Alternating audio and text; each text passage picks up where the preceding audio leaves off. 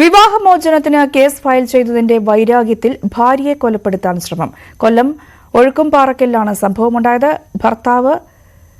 ഭർത്താവിന്റെ അനുജൻ എന്നിവർ ചേർന്നാണ് വീട്ടമ്മയെ തലയ്ക്കടിച്ച് കൊലപ്പെടുത്താൻ ശ്രമിച്ചത്. ഇവരുടെ പരാതിയിൽ 2 പ്രതികളെയും ചടയമംഗലം പോലീസ് അറസ്റ്റ് ചെയ്തു. ഭാര്യയുടെ തലയടിച്ചു പൊട്ടിക്കുകയും കാലുകൾ അടിച്ചൊടിക്കുകയും ചെയ്ത കേസിലാണ് കൊട്ടാരക്കര ഉമ്മന്നൂർ വിലങ്ങര സ്വദേശി കൃഷ്ണകുമാറിനെയും സഹോദരൻ വിനോദ് കുമാറിനെയും ചടയമംഗലം പോലീസ് അറസ്റ്റ് ചെയ്തത്. കൊല്ലം ഒഴുകുപാറയ്ക്കൽ സ്വദേശിനിയായ ജയകുമാരിയുടെ പരാതിയിലാണ് നടപടി.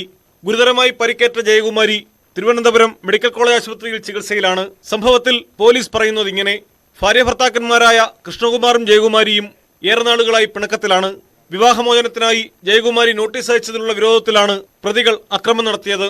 ജയകുമാരി താമസിക്കുന്ന വീട്ടിലെത്തിയ പ്രതികൾ മാരകായുധങ്ങളുമായി ആക്രമിക്കുകയായിരുന്നു. കൃഷ്ണകുമാർ കയ്യിൽ കരുതിയിരുന്ന മുളങ്കമ്പ് കൊണ്ട് വീട്ടമ്മയുടെ തലയടിച്ച് പൊട്ടിച്ചു. തറയിൽ വീണ ജയകുമാരിയുടെ 2 കാലുകളും മുളങ്കമ്പ് ഉപയോഗിച്ച് അടിച്ചൊടിക്കുകയും ചെയ്തു. വിനോദ് കുമാറും കയ്യിൽ കരുതിയിരുന്ന ജാക്കിലീവർ കൊണ്ട് ജയകുമാരിയെ ക്രൂരമായി ആക്രമിച്ചു. ഓടിയെത്തിയ നാട്ടുകാരാണ് ഇവരെ ആശുപത്രിയിൽ പ്രവേശിപ്പിച്ചത്. കോടതിയിൽ ഹാജരാക്കിയ പ്രതികളെ റിമാൻഡ് ചെയ്തു. ന്യൂസ് 18 കൊട്ടാരക്കര.